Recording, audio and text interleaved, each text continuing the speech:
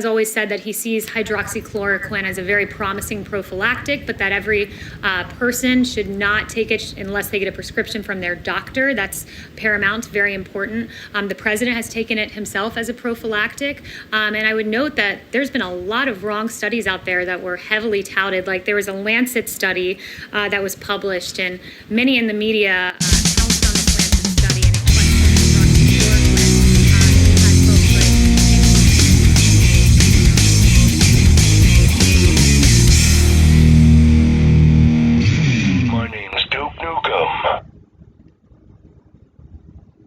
Found, though the Lancet study has been retracted, we have seen a Henry Ford Health System study, and that Henry Ford Health System study showed that it is very promising, leading CNN to now tweet a surprising new study found that the controversial anti-malarial drug hydroxychloroquine helped COVID-19 patients better survive in hospitals, and the CEO of Henry Ford Medical Group said it's important to note that in the right settings, this potentially could be a lifesaver for patients. So our position is where we Quit wasting my time.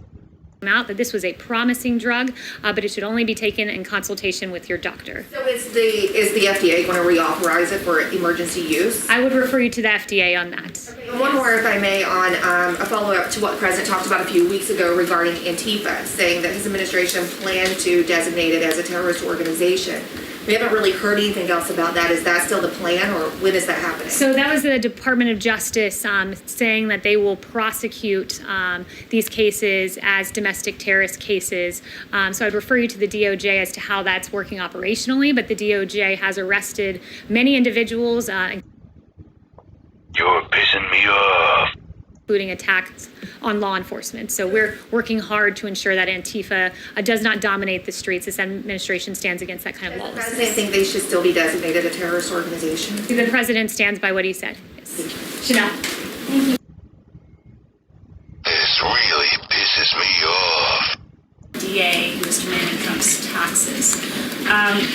Vance has a troubling history of protecting predators and attacking Republicans. Case in point for non-New Yorkers, in 2011, he worked to reduce Epstein's sexual predator status. In 2015, NYPD had audio evidence of Weinstein admitting rape, and Vance's office refused to prosecute. All this while attacking President Trump's family and their enterprises. Given this history, what is President Trump's views of Vance from both a personal standpoint and a political standpoint? Is this Vance just, is he just politically abusing? Yeah, you raised some very good points about the partisan attorney in Manhattan. Justice Alito said this in his opinion. It really stood out to me. He said, I'm gonna get medieval on your asses. from which ordinary citizens are free. As we have recognized, a president is an easily identifiable target. There are more than 2,300 local prosecutors and district attorneys in the country. Many local prosecutors are elected, and many prosecutors have ambitions for higher elected office. Bring in Cy Vance, a Democrat, someone who, Justice Thomas pointed out something very interesting. Justice Get that crap out of here. served a subpoena on the president's personal accounting firm that, quote, was nearly identical to a subpoena issued by a congressional committee requesting nearly 10 years of the president's financial records. So the partisan attorney, Holy cow. the lawless Democrats like Nancy Pelosi, who have pursued this president with bogus charges of collusion, with bogus charges in the impeachment inquiry, and are now pursuing this only to be rebuked by the Supreme Court and assisted by Cy Vance. For non-lawyers, is there... Son of a bitch. Is this just a war on a different front? I'd have to, this was an individual who was elected at the state level, so I guess the recourse would be the ballot box. But I would also note, just on that point, that you have President Obama and Vice President Biden, who were caught spying on the Trump campaign, the opposition party. You had former Vice President Biden in the Oval Office just before the inauguration, talking about the Logan Act. And later, the Logan Act was weaponized and used against Lieutenant General Michael Flynn in a way that was so unfair and a grave miscarriage of justice. But you have Obama and Biden who get away with this, but yet we need to go investigate President Trump. It really is quite nonsensical. Yes. Thanks, Kaylee. In President Trump's tweets about the Supreme Court decisions this morning, Say hello to my little friend.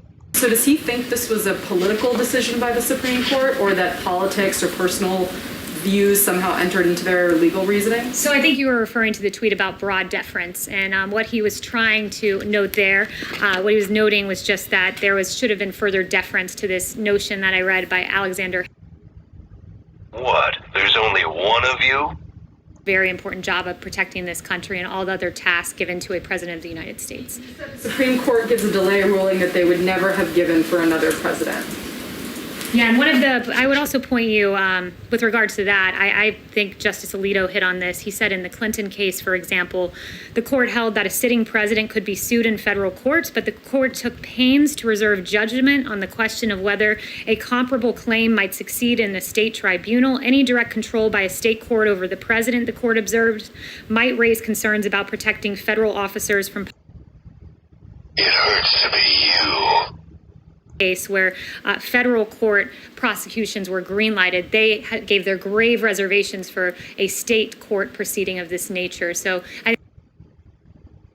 Ooh, that's gotta hurt. Fine question from something that was said earlier. The president, you said, would like to see more conservative justices. Is he comfortable with the number of 9 justices? There's nothing in the law that says he has to only have 9. Would he consider appointing more? So the president has never mentioned adding other justices, but the Democrat Party has as a way to get around, I guess, the rulings they don't like. I have a question about the unemployment numbers from today. 1.3 million additional claims in the last week. A bit of a slowing down of that recovery. Are you at all concerned that this You guys suck. into continued unemployment claims? So I would note that the numbers fell 100,000. This was the 14th consecutive weekly decline that we've seen. And from its peak in late Now I'm really pissed off. claims, another metric that came out today, they reflect actual benefit payments, and those fell 700,000 from its peak in May 8th, the week of May 8th, and they are down nearly 7 million.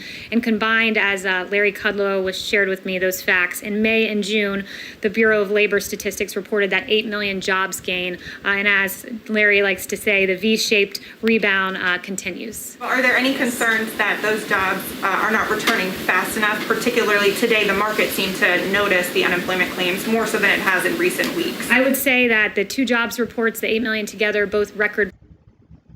Get back to work, you slacker. Of course, there's more work to be done, but we have the jobs president at the helm to do that work. David. Hi, the Health Department director in Tulsa has said President Trump's rally there likely contributed to a big surge in coronavirus cases in the area. Does the president now regret holding that rally? Hail to the king, baby. Yes. Can I ask about the visit yesterday by the Mexican president? Can you tell us if President Trump discussed the issue of funding for the wall with the president, and if not, is that now a dead issue for the president? It didn't come up in the discussions that I was a part of, but I'm grateful that you bring up the wall, which is being built at accelerated pace, more than 500 miles by the end of the year. And we really appreciate the help of the Mexican government and securing. You talking to me? The Mexican government may still contribute, directly to fund. So again, I'm not aware of their other discussions they may have had. Holy cow.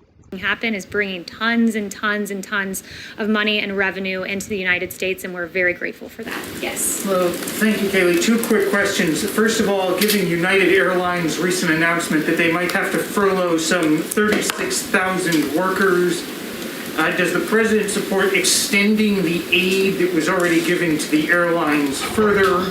And second, on vaccines, does the president have any views on whether or not K-12 students should be mandated to get vaccinated against COVID-19 once a vaccine is